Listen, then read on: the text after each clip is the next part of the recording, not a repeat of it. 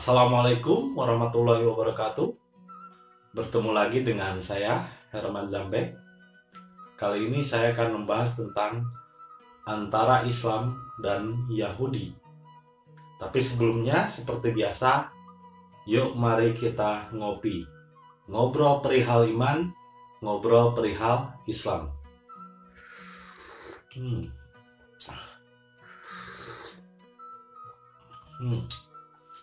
Santai saja ya, kita nikmatin hidup ini dengan rasa. Kita perhatikan dan kita saksikan, apa sih sebetulnya perbedaan antara Islam dan Yahudi zaman ini? Islam seharusnya adalah rahmatan lil alamin. Islam seharusnya adalah ajaran yang penuh kasih sayang. Bahkan ketika kita mengajak orang untuk menjadi Islam, itu tidak diajak dengan kekerasan. Itu diajak dengan lemah lembut. Ud'u ila sabili rabbika bil hikmah wal mau'idatil hasanah. Ajaklah mereka ke dalam Islam dengan hikmah dan dengan kebijaksanaan. Jadi orang bisa mengenal Islam, orang bisa tahu tentang Islam itu karena kebijaksanaan dan keramahan, karena hikmah, karena kasih sayang, bukan karena kekerasan, bukan karena kebencian. Tapi kenapa sekarang yang saya perhatikan, Islam mengajarkan kebencian kepada Yahudi, kebencian kepada agama lain. Padahal Rasul tidak pernah mencontohkan kebencian-kebencian tersebut. Bahkan dulu Rasul mencontohkan bagaimana beliau memberi makan orang Yahudi yang sering mencelanya. Yahudi yang buta dan lumpuh di sudut pasar, tapi setiap hari Nabi Muhammad memberinya makan. Walaupun Yahudi itu mencelanya, walaupun Yahudi itu mengejeknya, tapi Muhammad tetap memberinya makan. Ini salah satu contoh. Bahkan ketika orang lain mencela, bahkan ketika mereka membenci, dia tetap memberikan kasih sayang. Tapi kenapa saat ini justru umat Islam yang mencela, umat Islam yang membenci, umat Islam yang mencari-cari kesalahan bangsa lain, mencari kesalahan orang-orang Yahudi? Oh, katanya mereka memerangi Islam. Maaf, yang sekarang terjadi di Israel dan Palestina itu bukan bangsa Yahudi, itu bangsa Zionis, Israel. Yahudi yang dimaksud sebetulnya adalah bangsa yang berbeda dengan Zionis Israel. Karena sejak zaman Nabi Muhammad juga udah ada bangsa Yahudi, tapi tidak melakukan kekejaman seperti orang Zionis Israel. Jadi Yahudi dengan Zionis Israel harus dipisahkan dulu. Yahudi sebetulnya berasal dari kata hudan. Hudan itu artinya petunjuk. Yahudi artinya orang-orang yang mendapat petunjuk. Ya, itu artinya orang. Yahudi adalah orang yang mendapat petunjuk. Kalau dinasabkan dengan bahasa, sebetulnya semua nabi dan rasul Yahudi. Artinya orang-orang yang mendapat petunjuk. Tapi dalam hal ini artinya adalah orang-orang yang mendapat petunjuk keduniawian. Saya menyebutnya cahaya bias. Karena cahaya itu kan ada cahaya inti, ada cahaya bias. Seperti ketika siang hari kita di dalam kamar, kita tetap ada cahaya ke dalam kamar tersebut, tapi bias dan pantulan dari cahaya intinya. Nah, teknologi yang berkembang saat ini, 99% penemu teknologi, kedokteran, dan lain sebagainya adalah Yahudi. Dan Islam hanya 1%-nya. Kenapa sekarang lebih banyak Yahudi yang berkembang dalam teknologi dan pengetahuan dibandingkan Islam? ini permasalahannya adalah hanya satu. Karena umat Yahudi yang sekarang telah memperbaiki diri, lalu mereka fokus dan konsentrasi kepada sesuatu yang diciptakan atau yang sesuatu dibuat untuk memberi manfaat kepada orang lain. Yang mana dengan memberi banyak manfaat kepada orang lain, dia pun akan mendapat keuntungan. Seperti Mark Zuckerberg membuat Facebook, orang Yahudi, bermanfaat bagi orang-orang Islam saat ini. Tapi apakah dia selalu mengakui bahwa itu ciptaannya Yahudi? Yes, terserah, dipakai oleh orang Islam, Hindu, Kristen, oleh siapa saja. Artinya hidupnya bermanfaat bagi orang lain. Begitupun pencipta komputer itu Bill Gates. Ini pencipta ini Word. Itu sekarang dipakai di dalam program-program laptop dan komputer. Bahkan Bill Gates ini telah menyumbangkan miliaran uang, triliunan bahkan. Setiap tahunnya dia selalu menyumbang banyak. Semakin dia menyumbang banyak, semakin berkembang kehidupannya. Semakin maju, semakin makmur. Dan hidupnya menjadi kaya raya. Ini karena apa? Karena konsepnya Yahudi sekarang adalah memberi manfaat kepada orang lain. Lalu apa yang kita lihat dan saksikan dalam kenyataan umat yang mengaku agama Islam, yang mengakunya Islam? Apa yang banyak dilakukan umat Islam sekarang? Justru kita malah menebar kebencian untuk membenci Yahudi. Justru kita sekarang akhirnya malah mencari-cari kesalahan orang lain. Sedangkan Yahudi sekarang membuat sesuatu yang berguna bagi orang lain, kenyataannya umat Islam yang ada saat ini adalah mencari-cari kesalahan orang lain dan mengklaim dirinya paling benar. Itu perbedaannya antara Islam dan Yahudi. Umat Islam selalu menganggap dirinya paling benar dan selalu mencari-cari kesalahan orang lain, sementara umat Yahudi lebih fokus kepada membuat sesuatu yang bisa bermanfaat dan dirasakan oleh semua manusia. Maka keadaan yang terjadi pada zaman dulu sekarang kembali. Yang sebetulnya saya perhatikan dari sikap, sekarang itu justru orang Yahudinya menjadi Islam, orang Islamnya menjadi seperti Yahudi zaman dulu. Kan yang dulu suka mencela, yang dulu suka mencari-cari kesalahan Nabi Muhammad itu umat Yahudi. Tapi Nabi Muhammad tetap memberikan kasih sayang, tetap memberikannya makan tiap hari. Seperti Yahudi buta yang selalu mencelanya, tetap diberinya makan. Nah sekarang keadaannya jadi terbalik. Umat Yahudi yang memberikan fasilitas teknologi dan dirasakan oleh kita. Kalau kita memang benar benci Yahudi, nggak usah kita pakai YouTube, karena YouTube juga diciptakan oleh Yahudi. Kalau kita memang membenci Yahudi, jangan pernah memakai motor, mobil, dan segala fasilitas teknologi yang pernah diciptakan Yahudi. Jangan setengah-tengah. Jangan tanggung kalau membenci.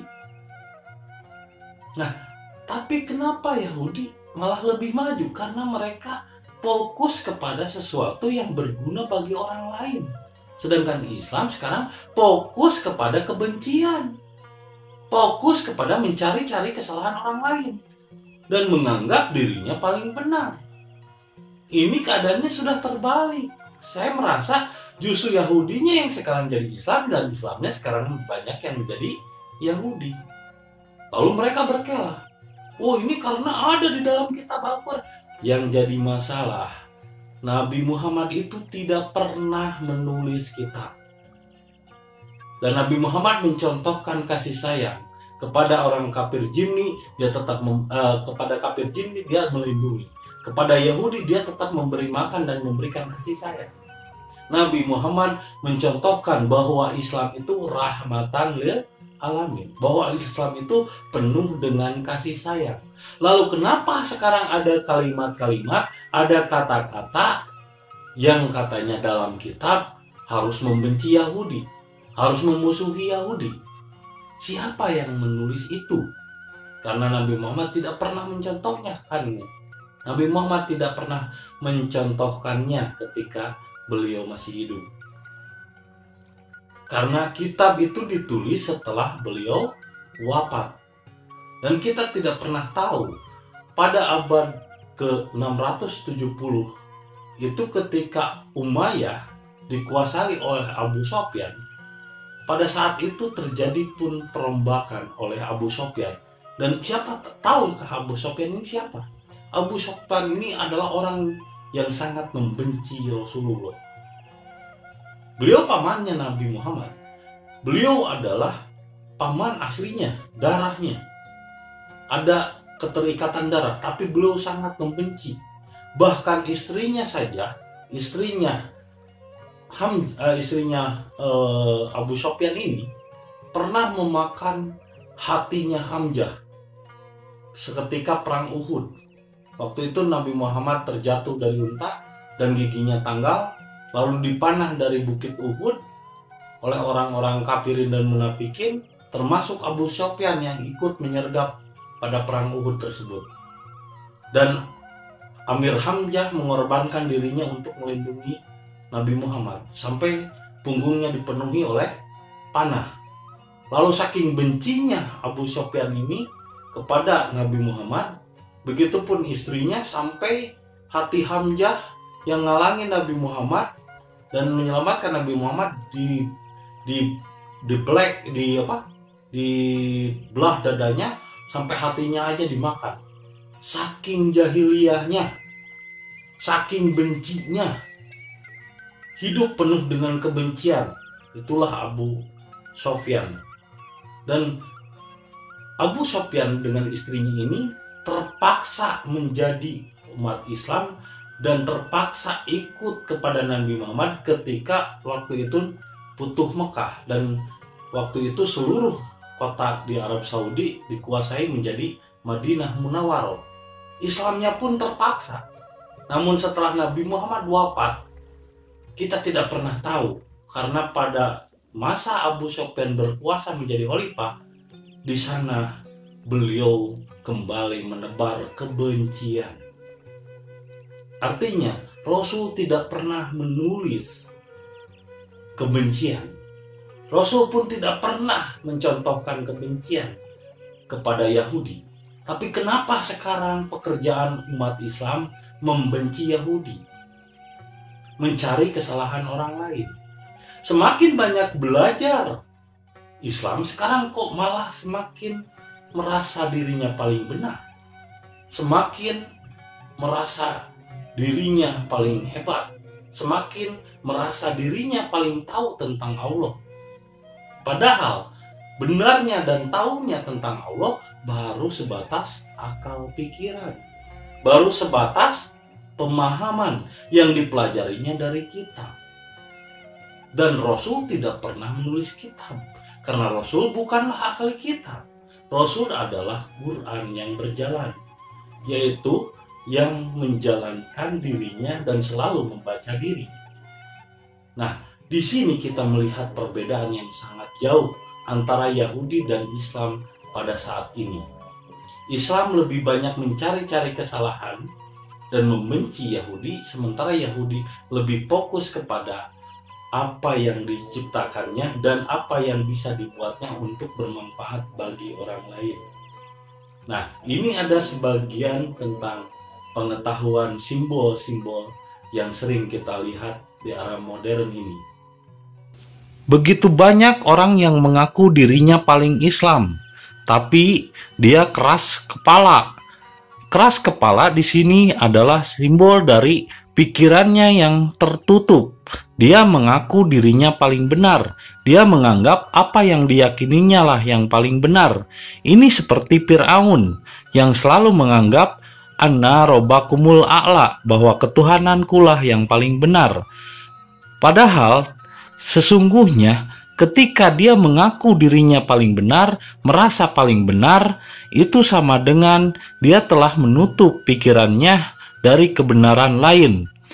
Maka tidak ada seorang pun yang dapat membuka hidayah ke dalam dirinya kecuali ia berusaha membongkar sendiri pikirannya itu.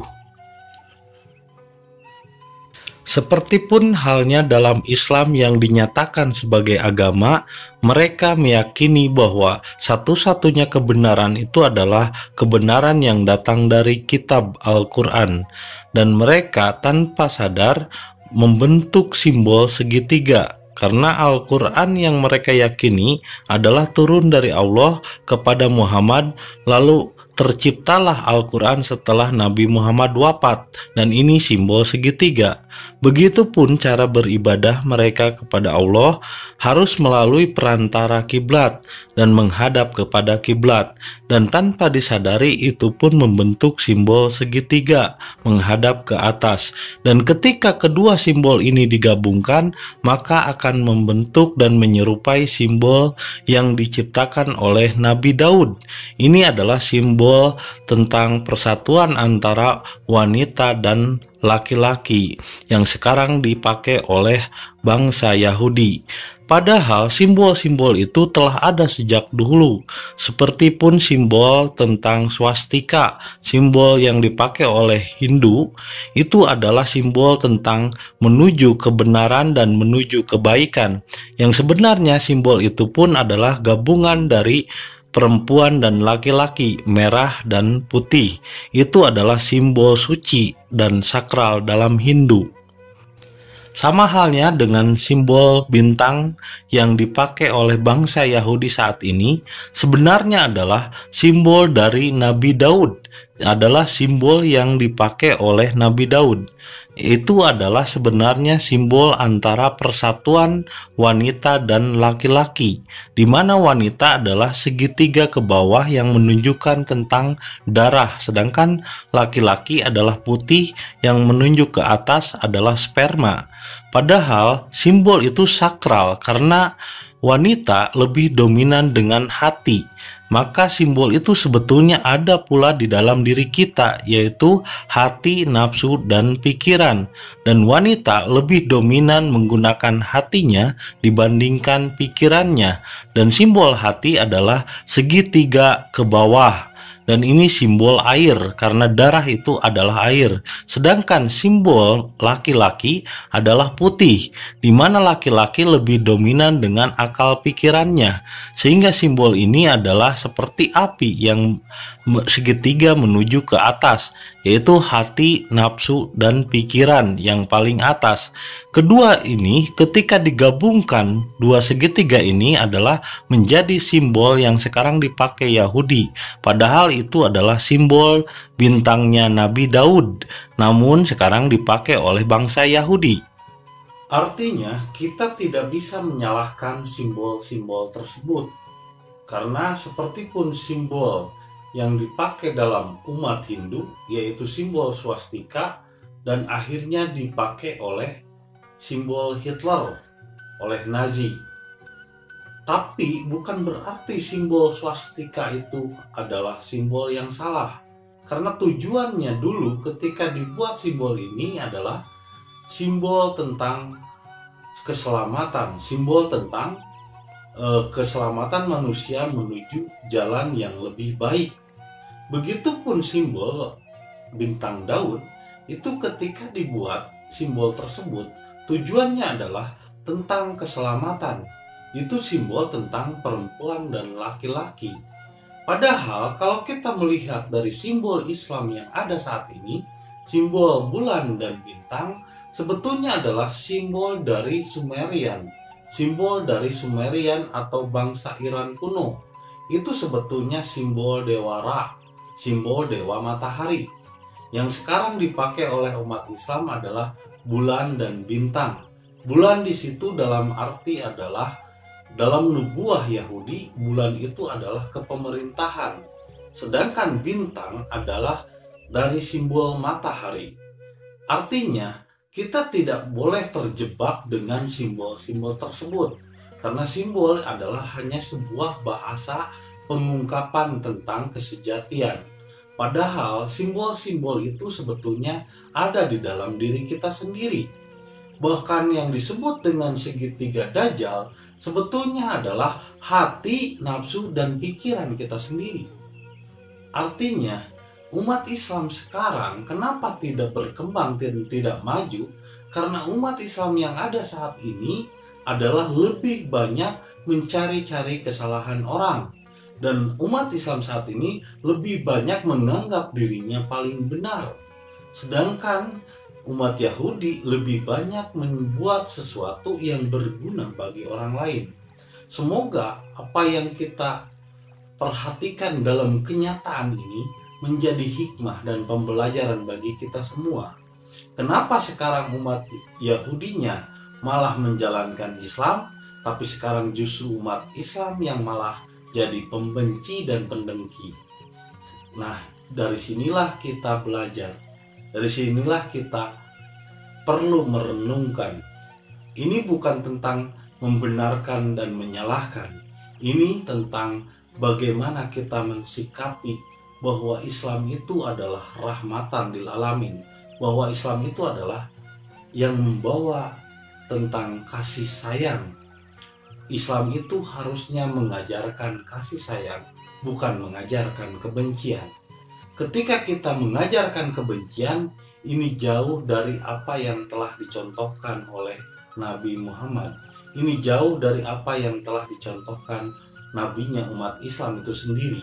Karena yang mengajarkan kebencian adalah Abu Sufyan.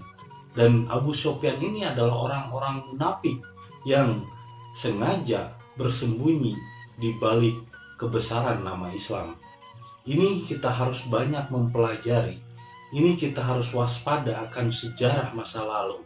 Karena harusnya Islam inilah yang mengajarkan kasih sayang. Dan tidak boleh kita membenci. Karena ketika kita membenci, maka tertutuplah hidayah dalam diri kita. Kalau seandainya kita membenci Yahudi, tidak usah lagi kita menggunakan Facebook, tidak usah lagi kita menggunakan YouTube, dan tidak perlu lagi kita menggunakan segala macam peralatan teknologi yang diciptakan oleh Yahudi.